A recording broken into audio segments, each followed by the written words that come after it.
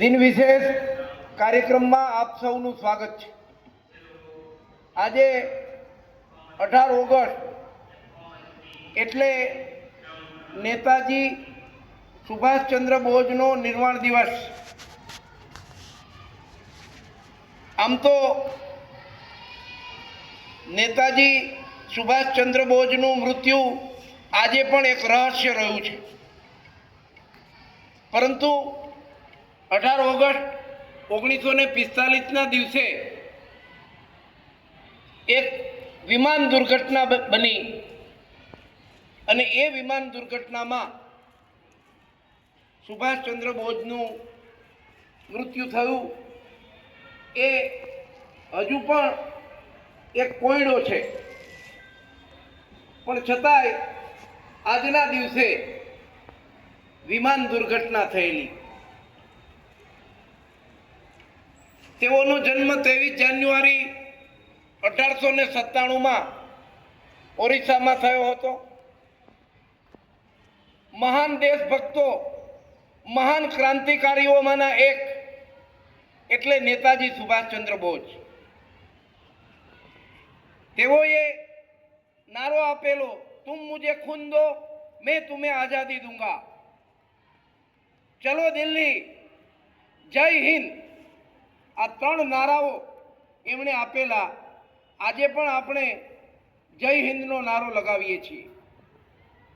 નેતાજી સુભાષચંદ્ર બોઝ એક એવા ક્રાંતિકારી હતા કે જે વિદેશમાં રહીને પણ સતત અને સતત ભારતની સ્વતંત્રતા માટે પ્રયત્નશીલ હતા।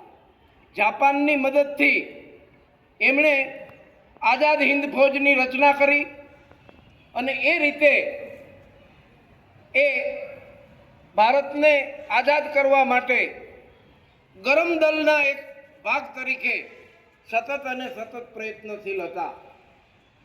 પૂજ્ય ગાંધીજીએ તેમને દેશભક્તોના પણ ભક્ત કહેલા। સુરતના હરિપુરામાં કોંગ્રેસનું 51મું અધિવેશન થયું, એમાં તેઓ અધ્યક્ષ બન્યા। આજીવન સ્વતંત્રતા માટે એ લડાઈ લડતા રહ્યા। આવા સુભાષચંદ્ર બોઝને આપણે યાદ કરીએ। એ એટલા બધા બુદ્ધિશાળી અને એટલા બધા હોશિયાર હતા કે ઇંગ્લેન્ડ જઈને સિવિલ સર્વિસની પરીક્ષા પાસ કરેલી એ સમયે, અને એના પરથી આપણને ખ્યાલ આવે કે તેઓ કેટલા બધા હોશિયાર અને બુદ્ધિશાળી હતા। પરંતુ એનો એકમાત્ર વિચાર, એક જ જીવન મંત્ર હતો કે આ દેશને કઈ રીતે યાદ કરી શકાય, આ દેશને કઈ રીતે સ્વતંત્ર બનાવી શકાય, આ દેશને અંગ્રેજોની ગુલામીમાંથી મુક્ત કરવા માટે તેઓ સતત લડતા રહ્યા। તેઓનું ઉપનામ નેતાજી હતું। એ સમયે તેમને લોકો નેતાજી તરીકે ઓળખતા હતા। ગાંધીજી પણ તેમનાથી ખૂબ પ્રભાવિત થયેલા। આવા સુભાષચંદ્ર બોઝને આપણે યાદ કરીએ। તેમનો ખાસ નારો આપણે બધા, હું બોલીશ પછી તમારે બધા બોલવાનો છે, જય હિન્દ,